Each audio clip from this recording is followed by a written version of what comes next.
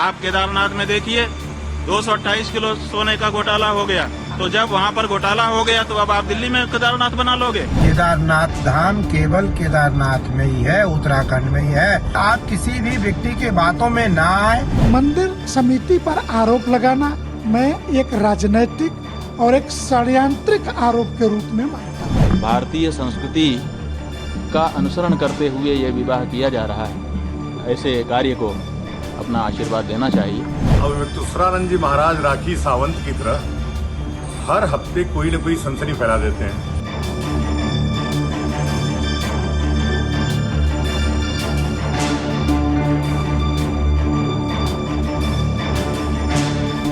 एक दूसरे के खिलाफ जहर उगलने वाले इन साधु संतों से सनातनी परंपरा को अपनाने और उन्हें आगे बढ़ाने की उम्मीद की जाती है, लेकिन धर्म प्रकांड पंडित कहे जाने वाले इन धर्मगुरुओं के तेवर आजकल बदले बदले से दिख रहे हैं। तेवर इतने कड़े कि एक दूसरे के खिलाफ घटिया से घटिया बयानबाजी करने से भी नहीं चूक रहे। संतों की सदी हुई वाणी में संस्कृति और संस्कार की झलक होती है। उनकी बातों में धर्म और प्रेम का संदेश छिपा होता है, लेकिन सियासी हुए इन साधुओं ने संतों के संबंध में आम अवधारणा बदल दी है। ऐसा लगता है मानो संतों की वाणी बेलगाम हो गई हो। आप केदारनाथ में देखिए 228 किलो सोने का घोटाला हो गया। तो जब वहाँ पर घोटाला हो गया तो अब आप दिल्ली में केदारनाथ बना लोगे? केदारनाथ धाम केवल केदारनाथ में ही है, उत्तराखंड में ही है। आप किसी भी व्यक्ति के बातों में ना आए। मंदिर समिति पर आरोप लगाना मैं एक राजनीतिक और एक षड्यंत्रिक आरोप के रूप में मानता हूँ। भारतीय संस्कृति का अनुसरण करते हुए ये विवाह किया जा रहा है। ऐसे कार्य को अपना आशीर्वाद देना चाहिए। अवधूतरानंद जी महाराज राखी सावंत की तरह हर हफ्ते कोई न कोई सनसनी फैला देते हैं। सियासत को लेकर बयानबाजी इन धर्मगुरुओं के लिए आम बात होती जा रही है। आखिर इन साधुओं के बयान एक दूसरे के खिलाफ इतने तीखे क्यों हो गए? आइए विस्तार से आपको बताते हैं। साधुओं के बीच की कड़वाहट ने जुबानी जंग का रूप ले लिया है। सबसे पहले बात करते हैं ज्योतिर्मठ के शंकराचार्य स्वामी अभिमुक्तेश्वरानंद सरस्वती की। स्वामी अभिमुक्तेश्वरानंद अपने बयानों को लेकर आजकल खूब चर्चा में हैं। उन्होंने प्रेस कॉन्फ्रेंस में केदारनाथ से सोना गायब होने का मुद्दा उठाया, सरकार और मंदिर समिति पर भ्रष्टाचार का गंभीर आरोप लगाया, साथ ही केंद्र की मोदी सरकार पर भी तीखा हमला बोला। उनके इन बयानों से संत समाज में मानो भूचाल आ गया, जिसके बाद कई संतों ने शंकराचार्य स्वामी अभिमुक्तेश्वरानंद पर जुबानी हमला बोलना शुरू कर दिया। प्रतीकात्मक केदारनाथ नहीं बन सकता है। हमारे यहाँ शिव पुराण में 12 ज्योतिर्लिंग का व्याख्यान किया गया है। बताया गया है कि 12 ज्योतिर्लिंग होते हैं। 12 ज्योतिर्लिंगों के जहाँ नाम बताए गए हैं वहीं पर उनका पता भी बता दिया गया है। और ये कहा गया है जैसे सौराष्ट्र सोमनाथम, पहले कहा सौराष्ट्र माने पता, उसके बाद कहा सोमनाथ। उसी तरह से केदारम हिमवत पृष्ठे, जो केदार है वो हिमालय के पृष्ठभाग में है, माने हिमालय में केदार है। तो आप दिल्ली में कहाँ से ला के रख दोगे केदार को? जब पता साफ साफ बताया गया है कि ये यहाँ लोकेटेड है, तो आप उसका लोकेशन क्यों बदलना चाहते हैं? क्यों जनता को भ्रम में डालना चाहते हैं? आप भगवान के 1000 नाम है, किसी नाम से स्थापना करके पूजा करिए, लेकिन केदारनाथ धाम दिल्ली में बनेगा, ये अनधिकार चेष्टा है और ये नहीं होना चाहिए। दरअसल अंबानी के बेटे अनंत और राधिका की शादी में संतों के शामिल होने पर अखिल भारतीय संत समिति ने अपनी आपत्ति जताई थी। समिति ने कहा था कि संतों को इस तरह शादी विवाह में नहीं जाना चाहिए। कुछ संतों ने तो यहाँ तक कह दिया था कि अभिमुक्तेश्वरानंद अंबानी जैसे धन्ना सेठों के यहाँ शादी में क्यों गए। उनका कहना था कि अंबानी के पैसे के आगे शंकराचार्य नतमस्तक हो गए। साधुओं के ऐसे बयान आने के बाद अनंत राधिका के शादी समारोह का हिस्सा बने स्वामी अभिमुक्तेश्वरानंद ने अपनी प्रतिक्रिया दी। शंकराचार्य स्वामी अभिमुक्तेश्वरानंद ने कहा कि वो वर वधू को आशीर्वाद देने गए थे। उन्होंने कहा कि इतने बड़े आयोजन में ना तो शराब परोसी गई और ना ही मांसाहार। शादी में कई धार्मिक परंपराओं का पालन किया गया। भारतीय संस्कृति के तहत विवाह हुआ, ऐसे में मुझे लगा कि आशीर्वाद देना चाहिए।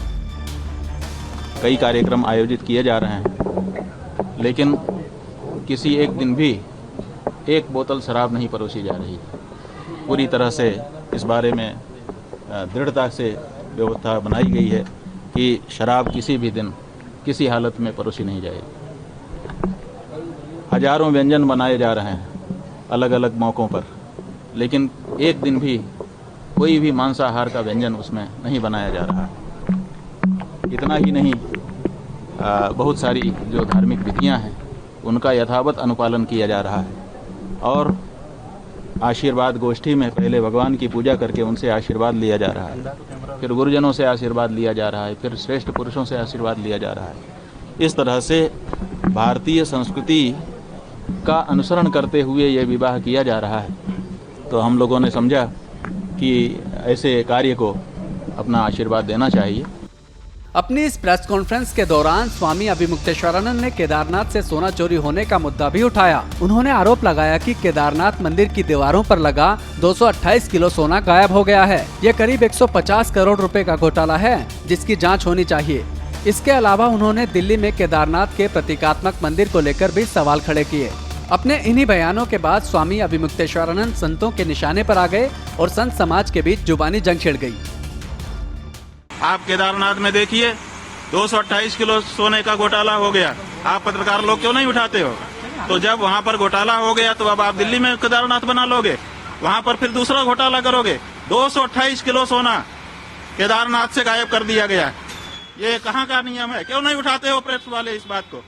आज तक कोई जांच तक नहीं बैठाई गई। शंकराचार्य परिषद के अध्यक्ष स्वामी आनंद स्वरूप ने शंकराचार्य अभिमुक्तेश्वरानंद पर तीखा हमला बोला। उन्होंने अभिमुक्तेश्वरानंद की तुलना राखी सावंत से कर दी। स्वामी आनंद स्वरूप ने कहा कि शंकराचार्य अभिमुक्तेश्वरानंद राखी सावंत की तरह हर हफ्ते कुछ न कुछ सनसनी फैला देते हैं। इस तरह अनर्गल बयान देना संतों को शोभा नहीं देता। अभी उत्तराखंड में केदारनाथ मंदिर को लेकर के स्वामी अभिमुक्तेश्वरानंद जी महाराज का जो सनसनीखेज बयान आया है, वह पता नहीं कितना तथ्यपूर्ण है, कितना सत्यता है, ये मैं नहीं कह सकता। अभिमुक्तेश्वरानंद जी महाराज राखी सावंत की तरह हर हफ्ते कोई न कोई सनसनी फैला देते हैं। अब उस सनसनी पे सरकार को कितना सीरियस होना चाहिए, नहीं होना चाहिए, वो अलग विषय है। लेकिन किसी भी तीर्थ की मर्यादा, पिछली बार लगाया गया कि पीतल लगा दिया गया सोने पे, वो बात शांत हुई। अब हो गया कि 228 किलो सोना गायब हो गया। वो किसका सोना था, कहाँ सोना था, कौन सा सोना था, उसका तथ्य क्या है? इस प्रकार से अनर्गल राजनीतिक बयान देना रोज रोज, यह एक सन्यासी के लिए शोभा नहीं देता है। वहीं निरंजनी अखाड़े के आचार्य महामंडलेश्वर स्वामी कैलाशानंद गिरी ने दिल्ली केदारनाथ मंदिर पर सवाल उठाने को लेकर स्वामी अभिमुक्तेश्वरानंद पर निशाना साधा। कैलाशानंद गिरी ने कहा कि दिल्ली के बुराड़ी में केदारनाथ मंदिर बन रहा है, धाम नहीं, और केदारनाथ के नाम से मंदिर कोई भी और कहीं भी बना सकता है। स्वामी अभिमुक्तेश्वरानंद और कुछ संत मंदिर का विरोध कर लोगों में भ्रम फैलाने का काम कर रहे हैं।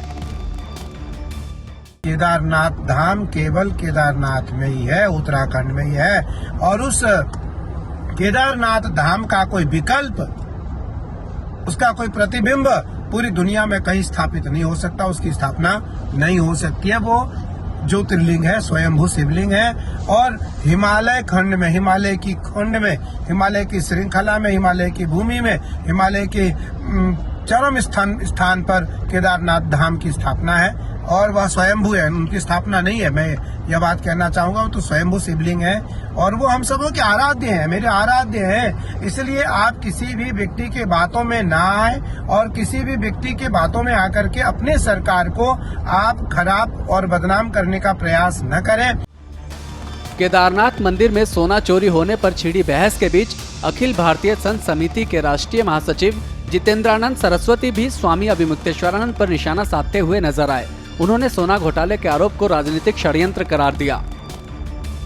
बद्रीनाथ केदारनाथ मंदिर प्रशासन, जो उत्तराखंड राज्य सरकार का एक हिस्सा है, उसने लिखित में कहा कि 23.5 किलोग्राम सोने की बात भक्त से हुई थी। उसने कहा कि हम मंदिर में पत्थर चढ़वाना चाहते हैं।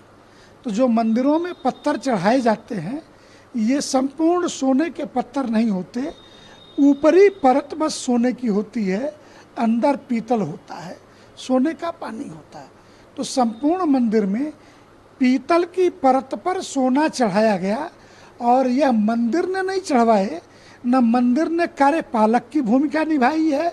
मंदिर समिति के पास आकर के भक्तों ने कहा कि हम करना चाहते हैं, तो जो चढ़ाने वाले हैं, जो सोना देने वाले हैं, जिनकी फैक्ट्री में वो पत्थर बनाए गए हैं, वो सभी भक्त समूह हैं।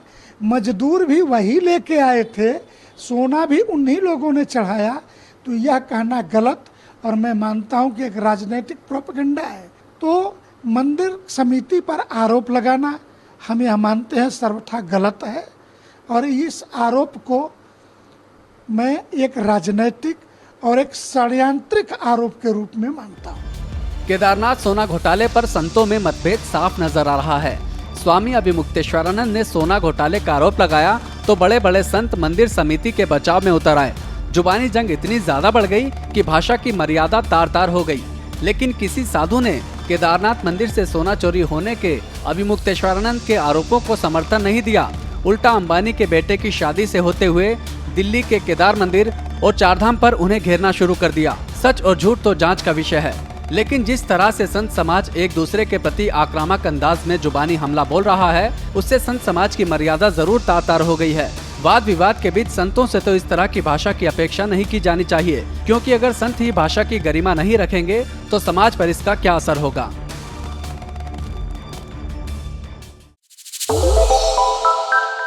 श्रेष्ठ उत्तराखंड पर खबरों से जुड़े रहने के लिए चैनल को सब्सक्राइब और लाइक करें, बेल आइकन दबाएं और देखते रहें श्रेष्ठ उत्तराखंड।